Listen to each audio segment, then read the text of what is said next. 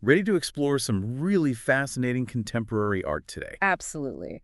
We'll be looking at movements and artists from the late 20th and 21st centuries. It's not just about, here's a painting. It's more like, here's what this painting might be saying about the world. And maybe even about you. That's a great way to put it. First up, conceptual art. Now this one really flips the script on what we traditionally think of as art. It's not so much about the physical piece itself, like a painting or a sculpture. More about the concept behind it. Exactly. The concept the art, in a way. Okay, hold on. So let me get this straight. The actual object isn't that important. Not as important as the idea driving it. That's a pretty big shift. I can see why it challenged the traditional art world. Oh, absolutely. It totally disrupted the focus on those precious objects that the art market valued. So instead of owning a pretty picture, it's more about experiencing a concept. Think about it like this. Imagine a world where an artist's written proposal, maybe just an outline on paper, or a photograph documenting an event, that becomes the artwork. Whoa, okay, so how do you even analyze that? I mean, how do you judge it? Well, that's where things get interesting. It forces you to look at elements like space. Space? Yeah, the space where the art exists or is meant to exist. Wow. Also, time becomes important. The time it took to conceive of the idea, the duration of the event, that kind of thing. And then there's the site. The site. Where the art is situated. Is Okay. it indoors, outdoors, in a public space? That all feeds into the meaning. Okay, I'm starting to see how this gets complex. It's a whole different way of looking at things. And don't forget the viewer's interaction. How does the audience engage with the concept? That's a key element, too. Okay, this is bending my brain a little. Do you have an example that might make this click for me? Sure. Take Sol LeWitt's wall drawings. I think I've seen some of his work. Very geometric, right? Lots of lines and patterns. Yeah. So he'd create these detailed instructions for the drawings, specifying the shapes, colors, everything. But he wouldn't actually make them himself? Often, no. The instructions themselves became the artwork, and other people would actually create the wall drawings based on his concept. Oh, wow. So it's like the recipe for art, and anyone can follow it. Exactly. The execution can vary, but the core idea, that remains the same. Fascinating. Any other examples that illustrate this? I'm starting to get it, but I want to make sure I'm really grasping this. Well, think about Carl Andre's floor pieces. Have you ever seen those? Carl Andre. Rings a bell, but I can't picture it. He basically arranges materials, like bricks or metal plates, directly on the floor. Just like laid out flat. Yeah. It makes you question, is it a sculpture? Is it an installation? Are those just building materials? I see what you mean. It's like, where's the line between everyday objects and art? Yeah. And who gets to decide? Exactly. That's part of the challenge and the brilliance of conceptual art. Okay, this is making a lot more sense now. So it's about redefining what art can be. It's not limited by traditional materials or aesthetics. It's about the idea. Now, I'm really curious to see where we go next with this. You mentioned an artist who really pushes the boundaries. Oh, yeah. Let's talk about Damien Hirst. You know, the shark and formaldehyde guy. That's the one. Okay, I remember seeing that. The physical impossibility of death in the mind of someone living. Quite a title, right? It's definitely hard to forget. I have to admit, I was both repulsed and kind of drawn to it. Like I couldn't look away. It definitely provokes a reaction. But there's got to be more to it than just shock value, Yeah, right? absolutely. Hirst is grappling with big questions here. Mortality, the fragility of existence. He's tapping into some pretty deep philosophical waters. You mean like heady stuff? Yeah. Like existentialism and all that? You could say that. He's drawing on ideas from Heidegger, who was all about being and our awareness of our own finitude. Okay, I'm following. So Hirst takes these big kind of abstract concepts and makes them real. Yeah, he makes them visceral, tangible. Even if it's kind of disturbing? He's not afraid to make us uncomfortable. He's forcing us to confront these ideas head on. Makes you think about those other movements that use shock tactics too, right? Yeah. Like daddyism, surrealism. Exactly. Hirst is part of that lineage, but he brings his own contemporary twist. So it's not just about the shock. It's about making us think differently about life, death, and maybe even how we experience art itself. You got it. Now for a completely different approach. Oh, I'm ready for a change of pace. Let's talk about Kim Sooja. She uses performance, film, textiles, often incorporating her own body into her art. Wait, so we're going from a dead shark to, like, performance art. This deep dive is full of surprises. Sooja's work is amazing. It's deeply rooted in her Korean heritage. Okay, so there's a cultural element here too. Definitely. She often uses the botari, which is a traditional Korean bed cover. I'm not familiar with that. It's basically a square cloth used to wrap and transport belongings. Oh, okay. But Sooja elevates it to a powerful symbol of connection and structure, especially in today's world with everyone and everything so interconnected. I see. So it's about globalization, but maybe also about holding on to something familiar in the midst of all that change. And her work often touches on feminist themes, too, Mm-hmm. bringing attention to the often overlooked aspects of women's lives. I'm thinking of her beggar woman performance in Times Square. Oh, yes. Powerful piece. She just stood there, perfectly still, amidst all that chaos. It was like she was making a statement about visibility or invisibility, especially for women. Exactly. She forces us to ask, who do we notice? Who do we ignore? And why? And how those choices might be shaped by things we don't even realize, like societal norms, power dynamics. That's the power of art, isn't it? Making us see the everyday in a whole new light. My brain is definitely doing backflips right now. Yes. Okay, so what's next on our whirlwind art tour? Let's explore the world of Guadalupe Maravilla. He creates this fusion of sculpture, performance, and even healing rituals, all drawing on his own experience migrating from El Salvador to the U.S. Oh, wow. So from the bustling streets of Times Square to healing rituals, I'm really liking the variety here. Maravilla's art is incredibly personal. It's full of these layers of meaning. Like what kinds of things? Well, he uses everyday objects, medicinal herbs, even references a childhood game he played. It's called Tripa Chuca. It involves drawing lines on the ground. So it's like he's weaving together all these different parts of his life and his culture. You could say that. His piece, Requiem for My Border Crossing and My Undocumented Father's #6, is a perfect example. I don't know that one. It's visually stunning, but it also speaks to the trauma of displacement, the search for healing, the complexity of identity when you're caught between two worlds. I can see how that would resonate with a lot of people, especially today. Absolutely. It speaks to something universal. Wow, we've covered so much ground already, and I feel like we're just scratching the surface. We've only just begun. There's so much more to explore in the world of contemporary art. It really is amazing how contemporary art can be so personal, yet at the same time connect to these universal experiences. They're like a window into someone else's world, but then you realize, hey, I've felt that too. Right. Now let's pick up on those threads of identity and globalization a bit more. Okay, I'm intrigued. Let's talk about Toyin Ojih Odutola. She's an artist who's really making waves right now. Odutola. I've heard the name, but I'm not super familiar with her work. Well, she's known for these incredibly detailed portraits, often focusing on Black subjects. Portraits, okay. And what makes her style unique?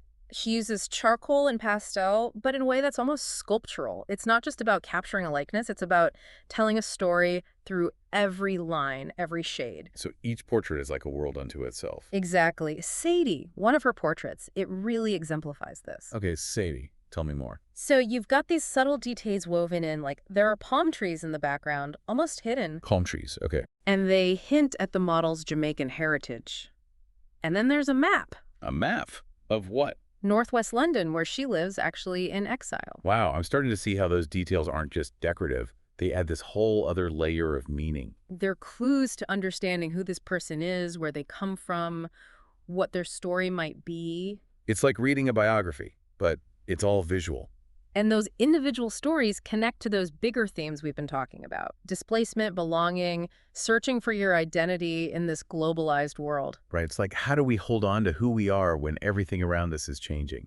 That's a question a lot of people are grappling with. And art can help us explore those questions in really powerful ways. Okay, so we've got portraits that tell stories, art that explores identity in a global context. What's next? Let's shift gears a bit. Let's talk about Janine Antoni. Okay, another artist I'm not as familiar with. What should I know about her? Her work often uses what's called transformative practices to explore feminist themes. Transformative practices. Okay, now I'm really curious. Her piece, Loving Care, is a perfect example. Loving Care, okay. Imagine this. She's using her own hair. Her hair, okay, as a paintbrush. Well, not exactly a brush, more like a mop. She dips her hair in dye and then mops the floor.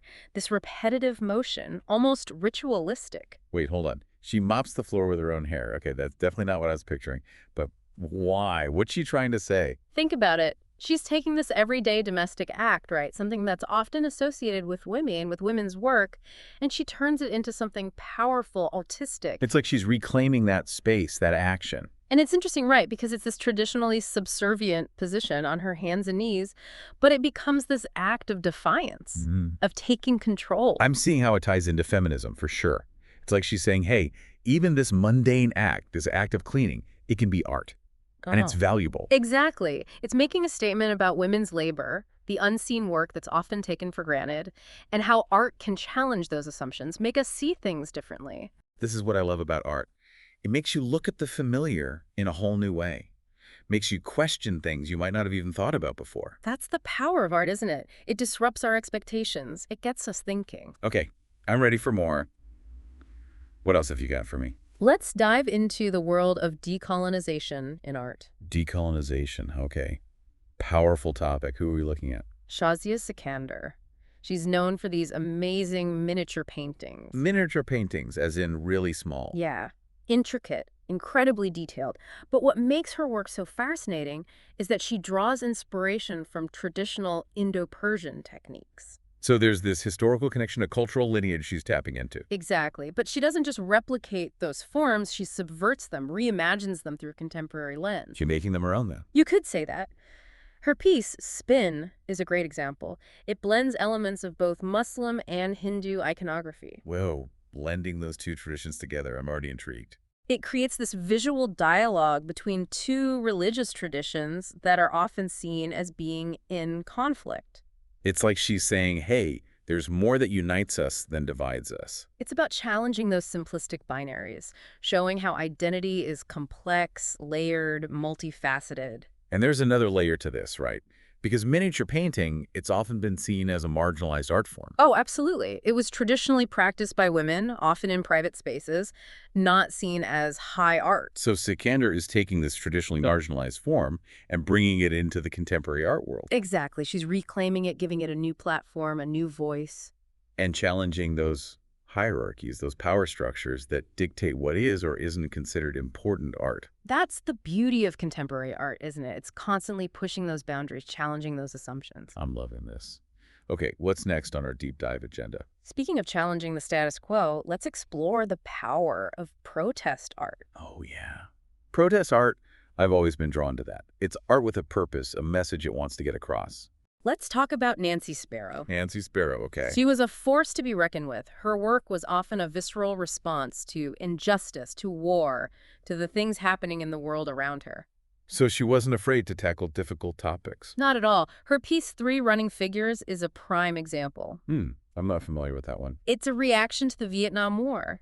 And she uses these grotesque figures, almost surreal, to depict the horrors of war. So it's not pretty art, it's art that's meant to make you feel something, make you think. Exactly. It's about forcing us to confront the brutality of conflict, the human cost of war. It's a reminder that art can be a weapon against injustice, a way to speak truth to power. Powerful stuff. And she wasn't alone. A lot of artists were using their work to protest, to raise awareness, to inspire change. So it's like a whole movement. Art as activism. You could say that. And that spirit is still very much alive in contemporary art today. Okay, so we've gone from miniature paintings to protest art, and I'm sure there's more to come. What's next on our artistic journey? Let's explore the work of Tania Bruguera. Bruguera. Her art often deals with themes of migration, displacement, the struggle for freedom, and a lot of it comes from her own experience living in Cuba. So very personal, but also connecting to these larger global issues. Exactly. Her work is often very visceral, sometimes even shocking. You've got my attention. Her performance, The Body of Silence, for example, is a really powerful piece. The Body of Silence. She sits, naked, in a room covered in lamb meat. Whoa, hold on. Naked, covered in meat. Okay, that's an image that's going to stay with me. What was the message behind that? It's about censorship, about how dissenting voices are silenced. I'm starting to see the connection. And she's using her own body, right, making herself vulnerable to highlight the vulnerability of those who dare to speak out against power. It's a powerful statement, for sure. And even disturbing.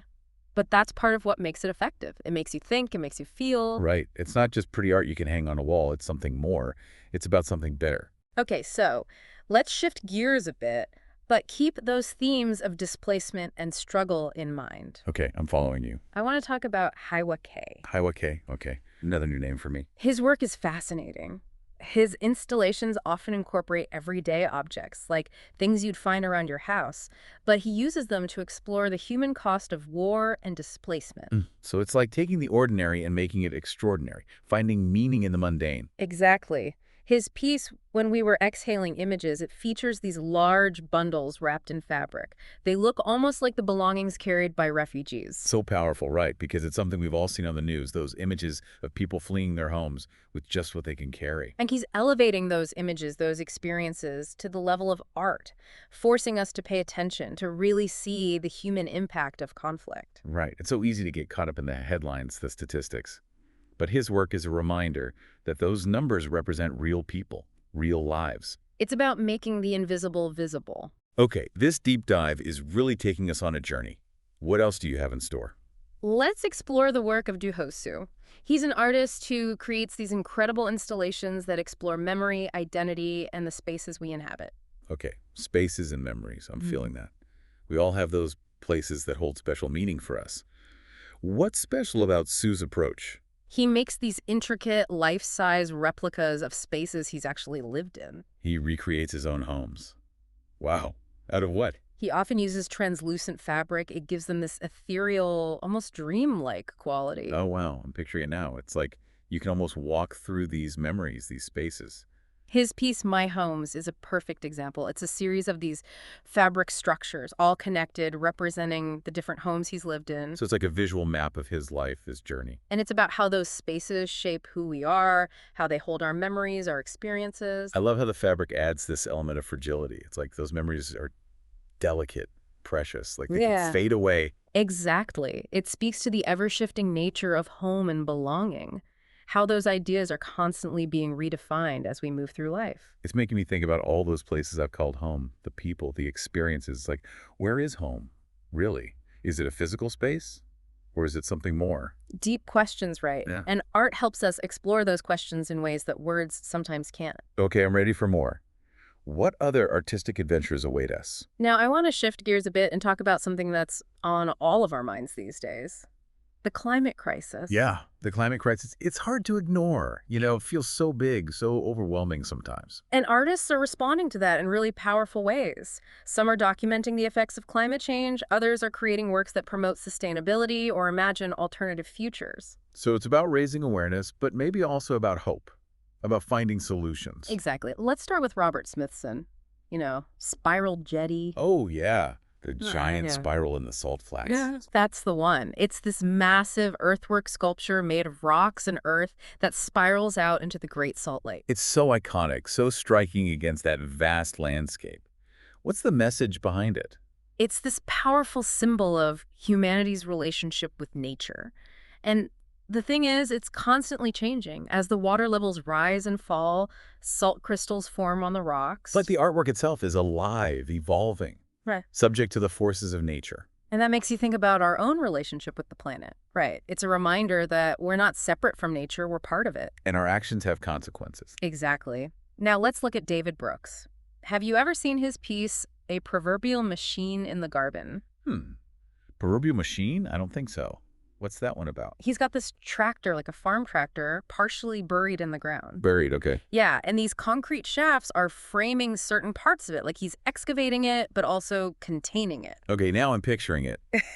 I'm intrigued, but what's the point? It's about industrialization, about how this machine, this symbol of human progress, has altered the landscape, maybe even scarred it.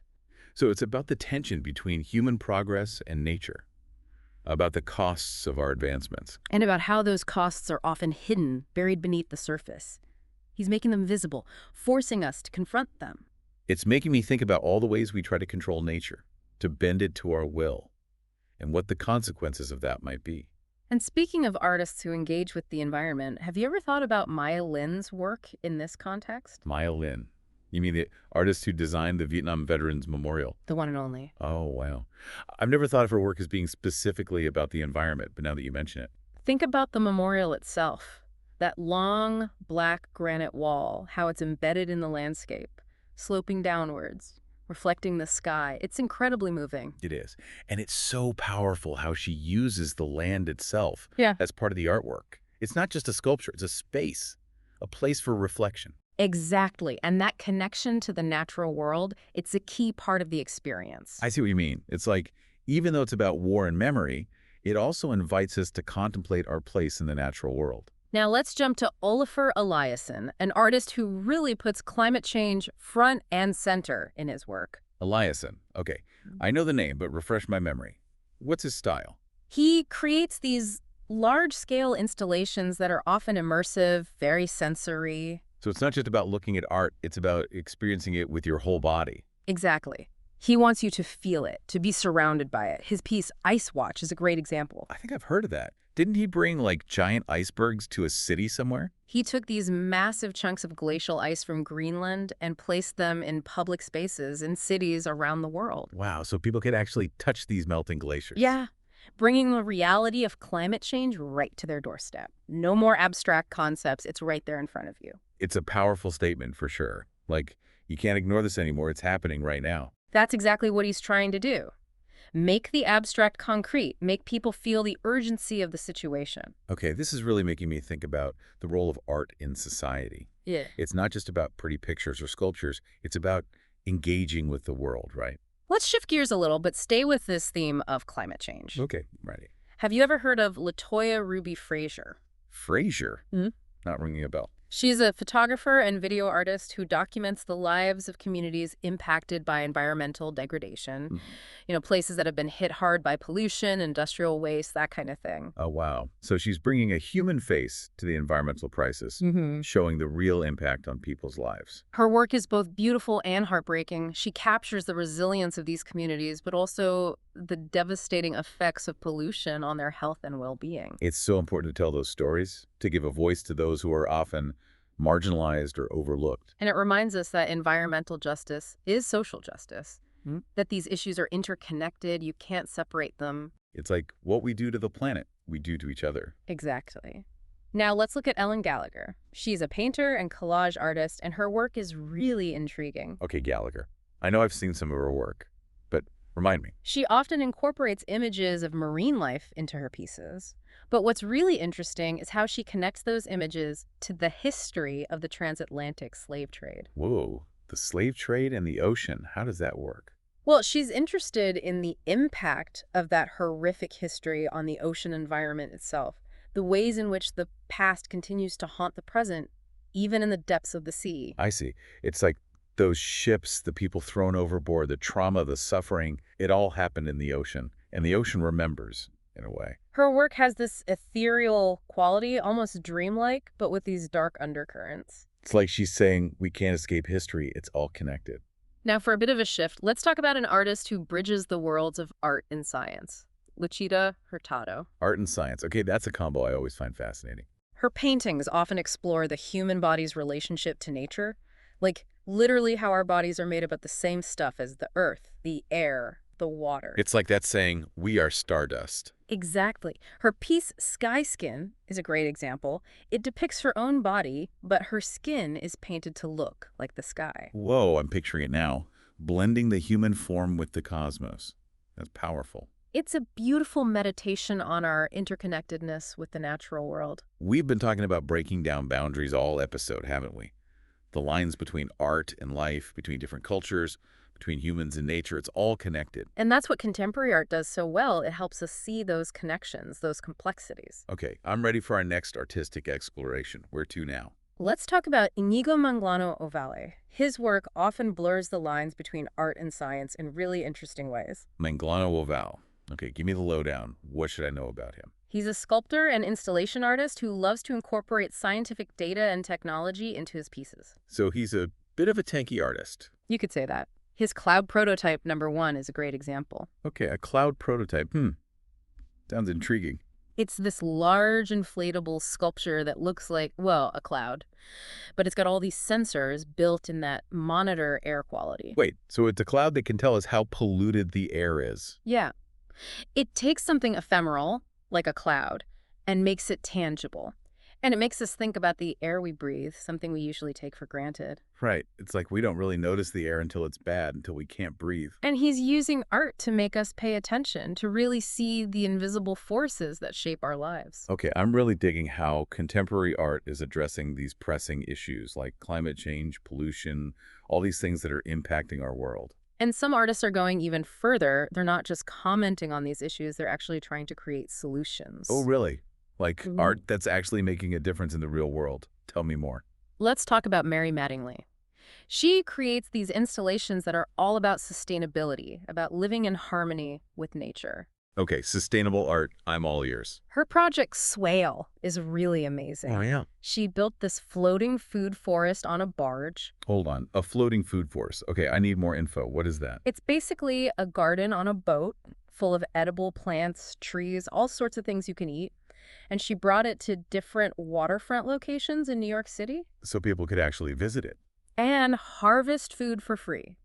It was all about raising awareness about urban agriculture, about food security, about how we can create more sustainable systems for feeding ourselves. Wow, that's incredible. It's like a little utopia on a boat, Hmm. showing us that a different way of life is possible. And it wasn't just a symbolic gesture, it actually provided food for people who needed it. It was art that was making a real difference in people's lives. Okay, that's what I'm talking about. Art that's not just about looking pretty, it's about making the world a better place. Let's shift gears slightly and explore the work of Diana Thader. Better. Okay. She's a video artist, and she creates these really immersive installations that often use multiple screens.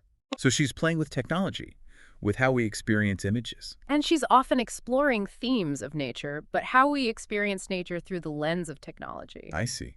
It's like we're so mediated these days, even our experience of the natural world is filtered through screens. Right. Her piece, The Best Animals Are the Flat Animals, is a fascinating example. Okay, flat animals, I'm intrigued. It shows these monkeys in an enclosure, and they're interacting with video monitors. Monkeys and monitors. Okay, I gotta see this. What was she getting at with that? It makes you think about the blurring lines between the natural and the artificial, right? And how technology is increasingly shaping our interactions with the world, even those parts of the world we think of as wild and untouched. It's like even the monkeys are on screens now. It's a bit unsettling, but also kind of funny. And thought-provoking, right? It makes you question our relationship with technology, with the natural world, with ourselves. Okay, this deep dive has been incredible. We've seen how contemporary art tackles big issues like identity, colonialism, protest, migration, and even the climate crisis. We've seen art that's subtle and poetic, art that's visceral and provocative, art that's challenging our assumptions about what art can be and do. And we've only just scratched the surface. There's so much more to explore. But I think we need to take a little break, let all this sink in. Sounds good to me. We'll be back soon to continue our deep dive into the fascinating world of contemporary art. Welcome back to the deep dive. We've been exploring this amazing world of contemporary art, seeing how artists are using all sorts of materials and techniques to create really powerful works. And now we're going even deeper into a realm where the concept, the idea itself, becomes the main focus of the art. We're talking about art as idea, right? Yeah. And specifically how language, how words and text have become such a big part of contemporary art. It's like, can words really be e-art? Can a sentence on a wall have the same impact as, say, a sculpture or a painting? That's a good question. Yeah. It's definitely making me think differently about art, that's for sure. Well, a lot of artists started asking those same questions. One of the pioneers of this whole idea was Joseph Kosuth. Kosuth. Refresh my memory. What's his deal? His work often uses language as its main material. He wants us to think about the nature of meaning, like how do we even understand things? How do words shape our perception? So it's not about pretty language. It's about using words to make us think, to kind of mess with our heads a bit. Exactly. His piece, One in Three Chairs, is a classic example. 1 in 3 chairs. Okay, paint me a picture. What's that one about? Imagine this. You've got an actual chair, right? Like a real physical chair you can sit on.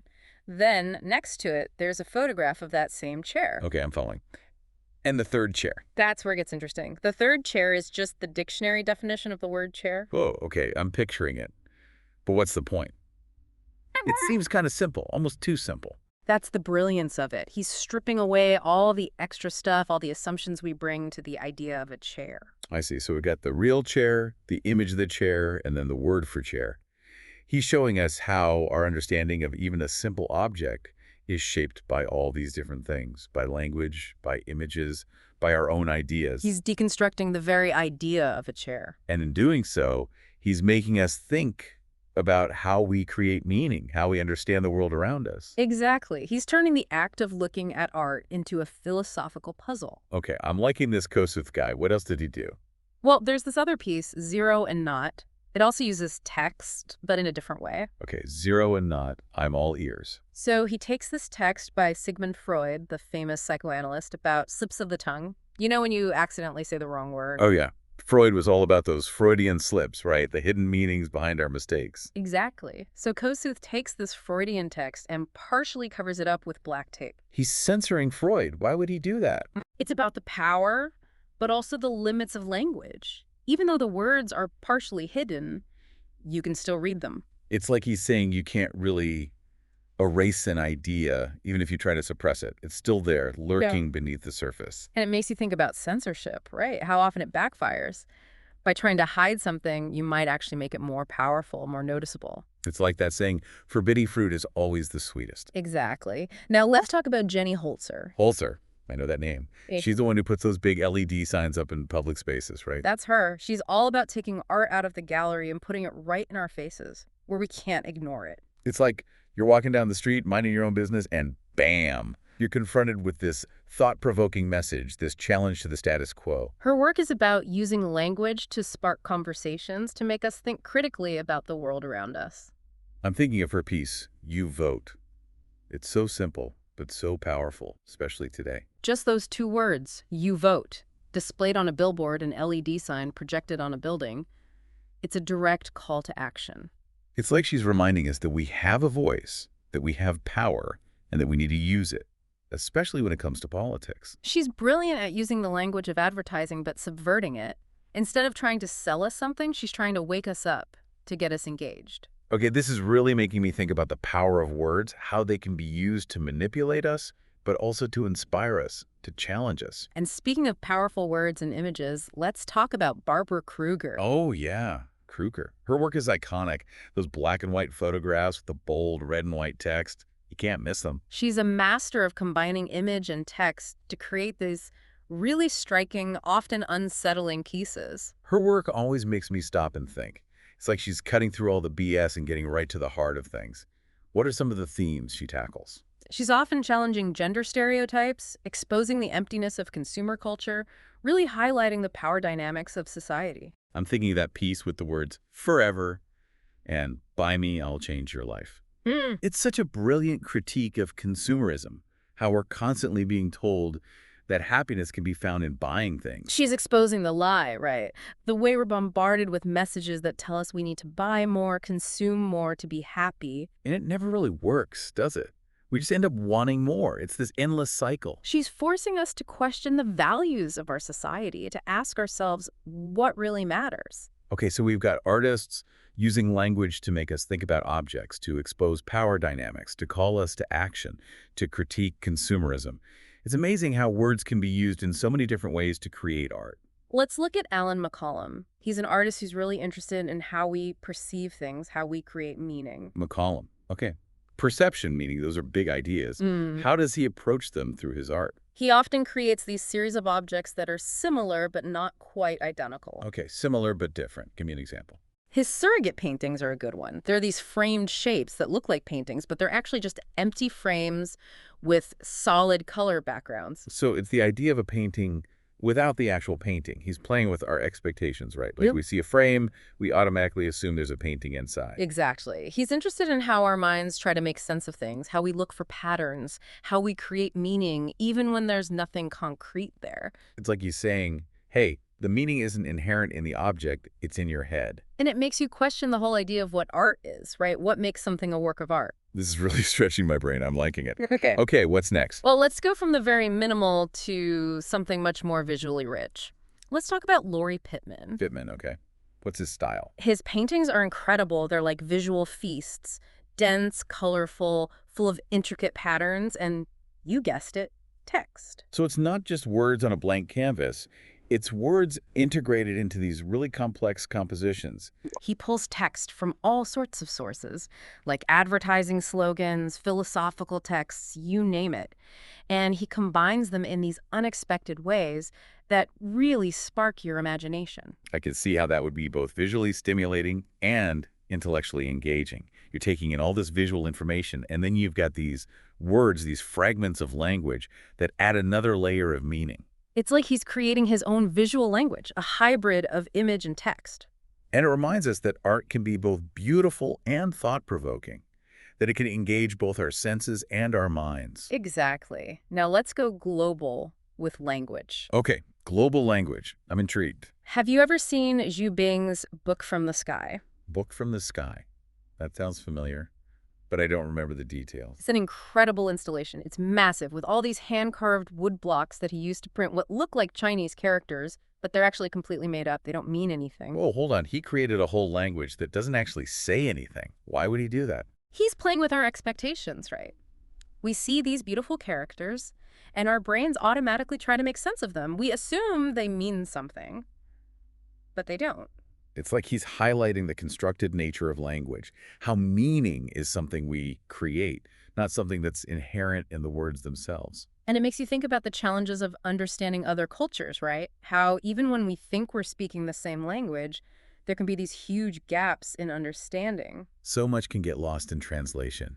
It's about more than just the words. It's about context, shared experiences, cultural nuances. Art can help us bridge those gaps, or at least make us aware of them. This deep dive is really opening my eyes to all the different ways art can communicate, all the different things it can make us think about.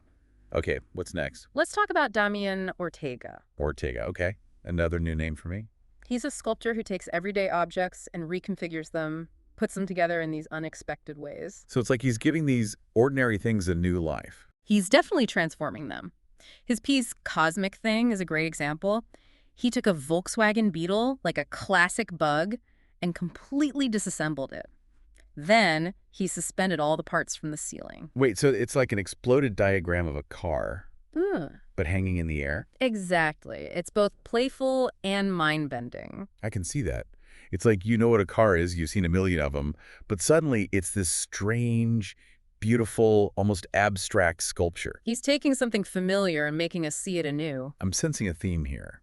Contemporary art is all about challenging our perceptions, making us look at things differently. Okay, now for something a bit darker. Ooh, darker. I'm ready. Let's explore the work of Trevor Paglen. Paglen. Okay, I don't know that one. What does he do? His work often deals with themes of surveillance, control, the hidden systems of power that shape our lives. That's heavy stuff. Yeah. It's definitely something we're all thinking about more these days with all the technology, social media, all that. He's like a visual detective.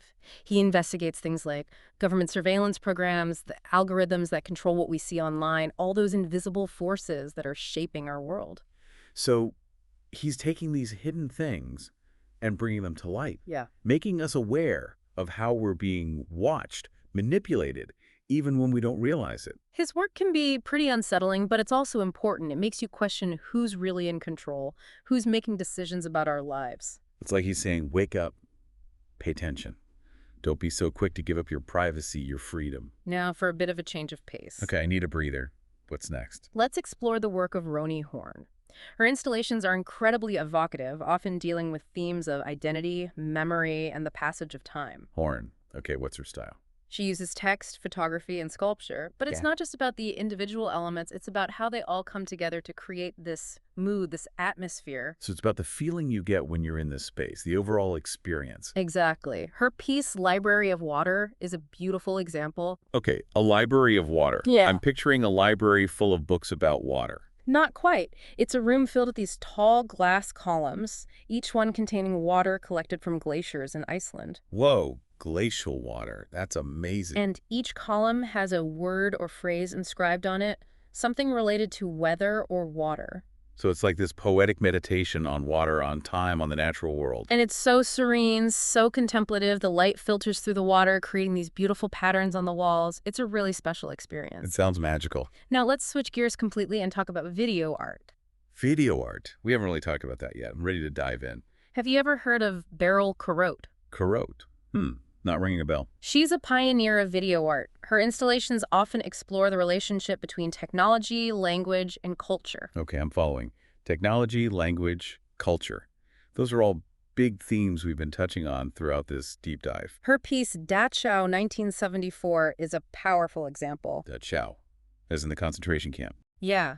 It's a multi-channel video installation that juxtaposes footage of the camp with text from different sources, eyewitness accounts, historical documents, literary texts. So she's using video and text to confront this really dark chapter in human history. The way she uses multiple screens, overlapping audio, it creates this really disorienting, almost overwhelming experience. I can imagine. It's like you're right there, immersed in that history. It's a powerful reminder that we can't escape the past and that those events continue to shape who we are today. It's about memory, about responsibility, about making sure those atrocities are never forgotten. And speaking of confronting difficult histories, let's talk about Glenn Lagan. His work often deals with issues of race, identity, social justice, particularly in the context of America. Race, identity, social justice. Those are topics that are so relevant today. What makes Lagan's work stand out? He uses text from all sorts of sources, like literary works, political speeches, and he creates these really striking paintings, prints, installations. So he's using words as his starting point, then transforming them into visual art. He's a master of that. His series of paintings based on the writing of James Baldwin are incredible. James Baldwin. His writing is so powerful, so incisive. I can see how that would lend itself to visual art.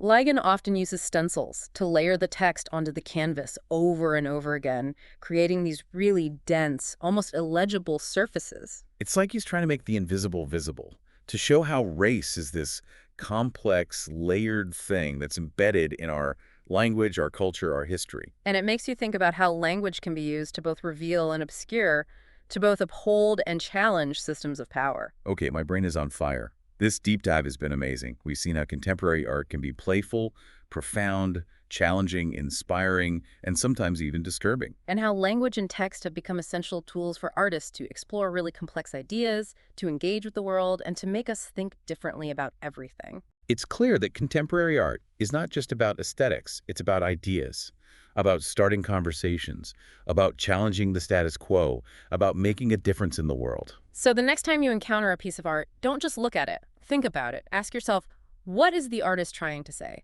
How does this work make me feel? And how does it connect to the bigger picture?